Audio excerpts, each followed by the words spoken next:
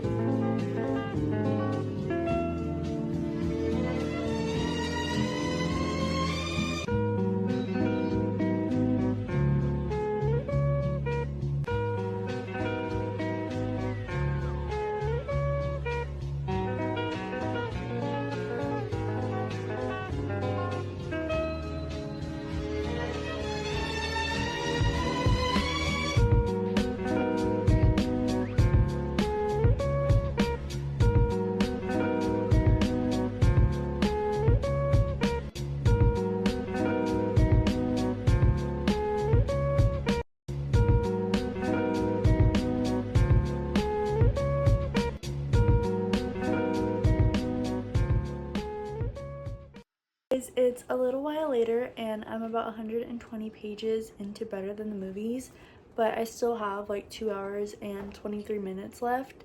I did take a walk and I read on my walk a little bit, but that was only like 20 minutes. And then I read for like an hour and a half earlier, I think.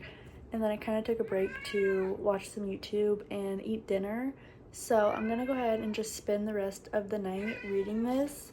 Hopefully I can finish this by tomorrow morning. Like I said, this is a really fast read for me because the writing is just so absorbable and I just love like every scene And this is honestly just one of my favorite YA romances. I love Lynn Painter's writing so much. I feel like she does such a good job at bringing life to the scenes. And reading it a second time through, I'm actually picking up on like the hints that Wes actually liked her like throughout the whole book, even though he was still like trying to help her get with the guy that she wanted to be with. And you can just kind of see like his actions definitely speak volume in this book. So I'm gonna go ahead and jump back into it and start the timer back up and go ahead and finish out the timer for the rest of the day, and then tomorrow we'll see how long we have to read for.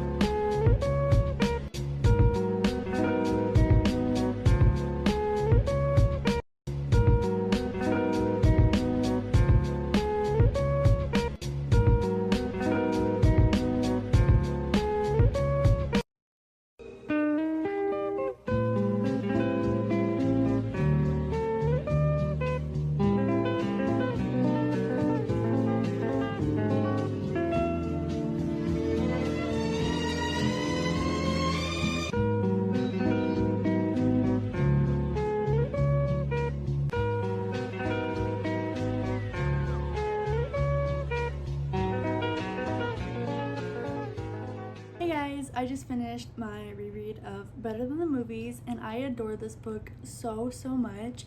I feel like it makes me feel so much and pulls on so many of my heartstrings when I'm reading it. Between the grief of losing her mom and then just like discovering her true feelings and everything, I just love it so much. And the she's not you, she isn't you part takes me out every single time. I just love that so much. But it's still a 5-star read even after doing a reread. But as you saw, last Sunday's screen time was 3 hours and 10 minutes, which really wasn't that bad at all. And it took me about an hour to finish Better Than the Movies today. So we have about 2 hours and 20 minutes left on the timer for today. But I am about to leave and go somewhere real quick, and I don't know if I want to pick out my book before I leave or when I get back, and that way I can just start the timer. But I just feel naked if I don't have a book with me like everywhere I go. So I'm kind of leaning more towards picking out my book now. So if I do read on the go, I'll just start and stop my timer as I'm reading, if I ever get the chance to read, that is. But I'm gonna go ahead and pick out my next book and then go do what I gotta do.